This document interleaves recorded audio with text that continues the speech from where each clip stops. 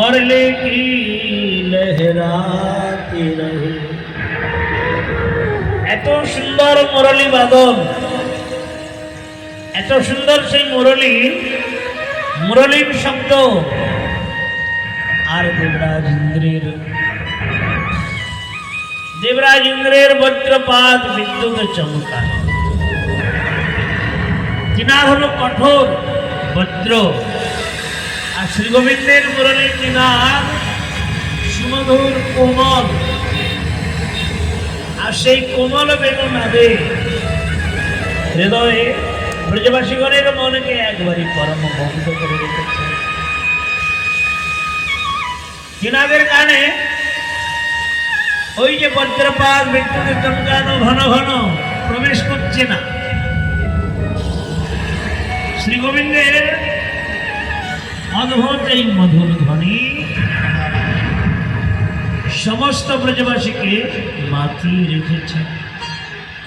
ব্রজবালা বৃষভানন্দিনী নিজের দূতকে নিয়ে সম্মুখে দাঁড়িয়ে আছে। बढ़ता रहा अभिमान पर को क्रोध प्रतिपल इंद्र का,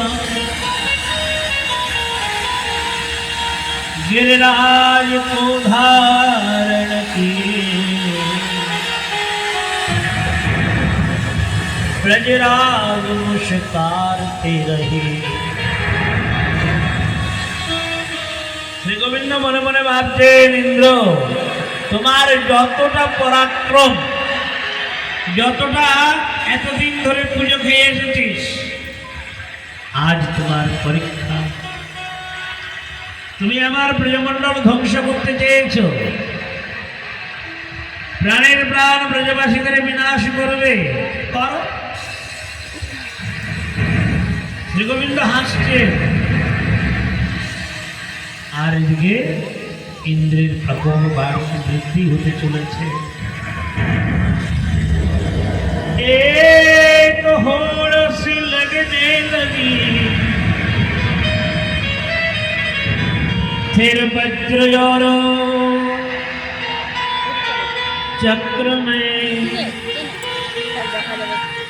এদিকে মুষলধারে বর্ষা, কিন্তু শ্রী গোবিন্দ এমন ভাবে সেই জলকে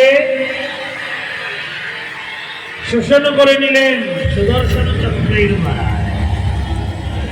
গর্বসংহিতা বলছেন সুদর্শন চক্রের দ্বারাই সমস্ত জলকে শোষণ